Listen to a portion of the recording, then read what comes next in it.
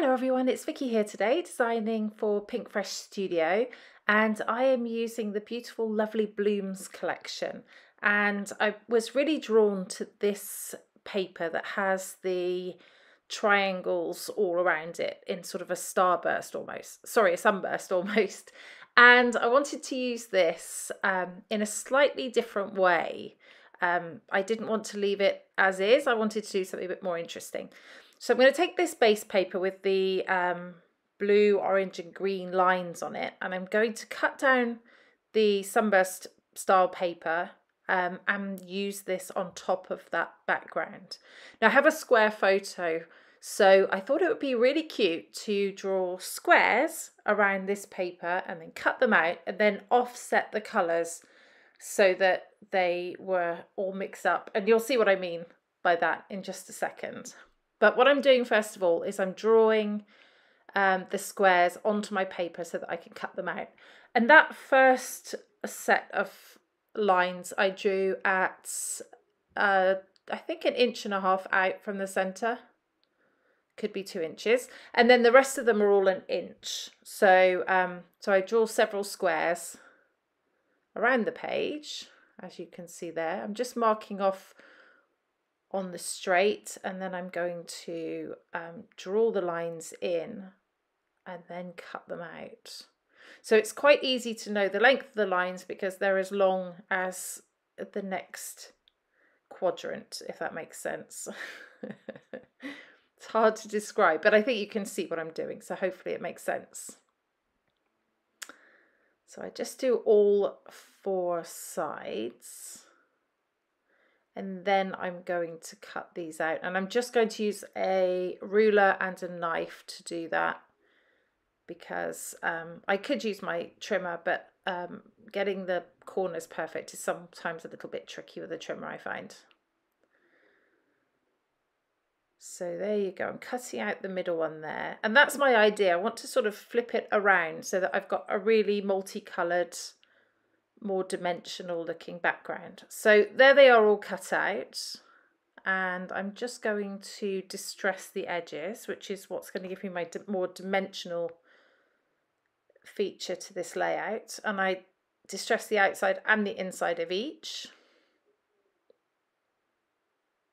It's a bit tricky to do once you cut it out because it's a bit more delicate, but just adds to the texture having them all a bit wobbly. So I'm just going to stick that down just in the very corner because I'm going to do some sewing on here, and I don't want to put lots of glue, and I also want it to look dimensional. If I stick it flat, it loses some of that dimension. And off camera I sewed with gold thread diagonally across each way, so you can see on the where I flipped it, I included the orange to go with the green, and then the blue to go with the green, and then the pink to go with the blue, and then the pink to go with the orange. So I sort of did it in a pattern like that, and I quite like that. And it sort of looks like my photo, which is of me and my friends at a festival. It looks like we're framed by this whole layout, and I think it works well. It sort of draws your focus right to the middle of the layout. So now I'm just adding on some bits and pieces. I've put in a couple of frames. These are puffy stickers. I've put in some die cuts. I just want to add a bit of interest around those frames around my photo. So there's lots and lots of little bits in this collection. There's some more die cuts here that I have. There's lots of little labels. I'm putting some onto my page. They say things like be present, happy me, best moment, choose happy, favourites, that sort of thing. All things that could relate to being at a concert. And incidentally, the act that we are watching is Sunita. Who remembers Sunita from the 80s? It was a really good fun, actually. It's an 80s festival, so it was lots of fun to be there. So I'm sticking everything down. This layout, once you've done all the work of getting the squares and putting them down and sewing through them, it's actually quite simple to put together because it's just a case of tucking things in where I didn't fully stick it down, and making that extra interest on the frame. So I'm just putting some tissue paper on the back of my photo, just to have a little bit of separation from the photo and the papers.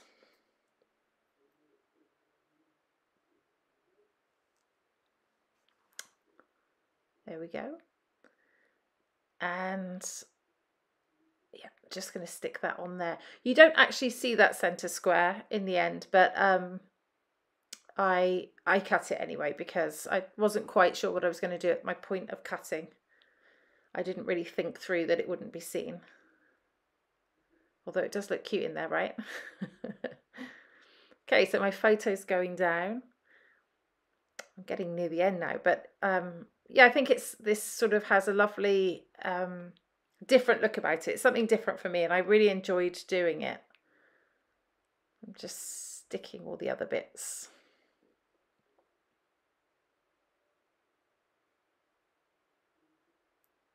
Very easy to stick. I'm just sticking them close to the bottoms, that they all you know, loose on the rest of the page, so they can be, you know, folded upwards to add more dimension if I wanted to put this on the wall, or they can stay flat for an album.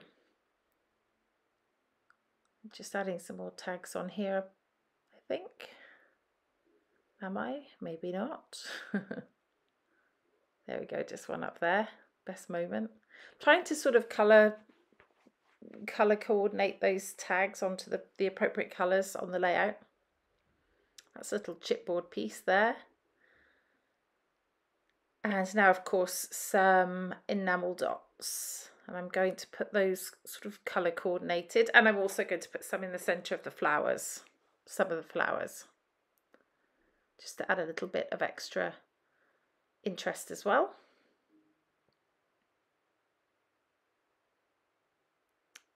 There we go. I think that's it. I think we're getting very close to the end. Just the title. My title is going to be Joy. And I'm going to put it under the photo. I'm just playing with it a little bit just to see where it looks best. But I settle on just about there. I think about putting the dot over the J, but it doesn't really work because it has to sit on the photo. So I don't use that in the end, and I just put Joy there. I think it's obvious it's Joy without the dot. And there's the final layout. I really, really hope that you've enjoyed this process and that you find some inspiration for your scrapbooking. I'm going to link below the products that I've used so that you can take a look at those. But if you do have any questions at all, let me know and I'll be happy to answer them. Just have a look at the close-ups just to see some of the detail work that I've done. And until next time, this has been Vicki for Pinkfresh Studio. Thanks for watching. Bye-bye.